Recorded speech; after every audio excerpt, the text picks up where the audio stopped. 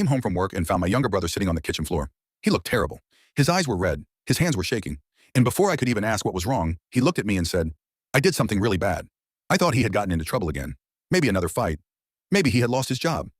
Then he said, "I took some money from your savings." My stomach dropped. For almost 3 years, I'd been saving to buy a car. Nothing expensive, just something reliable so I wouldn't have to take 2 buses to work every morning.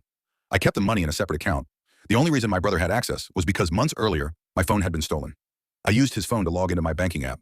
I thought I had logged out. Apparently, I hadn't. I immediately opened the app. The account was almost empty. I just stared at the screen. Then I asked, "How much did you take?" He looked away. Almost all of it. I had saved over $12,000. There was less than 400 left. I couldn't breathe. I asked him where the money went. He didn't answer. So I asked again, louder this time. "Where is my money?" He started crying. Then he admitted it. Drugs. At first, he had only taken a little. He told himself he would replace it before I noticed. Then he took more. And more. Every time he promised himself it would be the last time. It never was. I was furious. But underneath the anger, I was exhausted. My brother had been living with me for almost 2 years. Our mom had asked me to take him in because she couldn't handle him anymore. He kept losing jobs, borrowing money, disappearing for days. And every time something went wrong, I was the person who fixed it.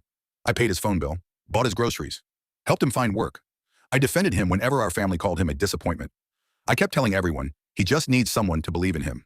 And this was how he repaid me. He kept apologizing. He said, "I wasn't trying to hurt you." I looked at him and asked, "Then what did you think would happen when I found out?" He didn't answer. That night, I packed his clothes into 2 bags. When he saw them by the door, he started panicking. He promised to get help. He promised to pay everything back. He said he had nowhere else to go. I told him, "Mom will let you stay with her." Then he started crying harder.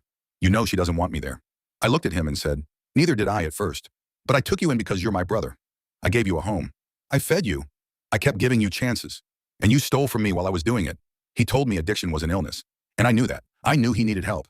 But I also knew I couldn't keep destroying my own life trying to save his. Before he left, he looked at me and said, "You're giving up on me." That hurt, because for years, I had been the only person who hadn't. I told him, "I'm not giving up on you. I'm just done protecting you from every consequence." Our mom was angry when I brought him back. She said I should have been more patient. I asked her, "If you think patience is all he needs, why did you send him to live with me?" She didn't answer. It's been 8 months. My brother is finally getting help. We talk sometimes, but he doesn't live with me, and he doesn't have access to anything financial. I'm saving for my car again. It's slower this time, but every dollar in that account reminds me of something I had to learn the hard way.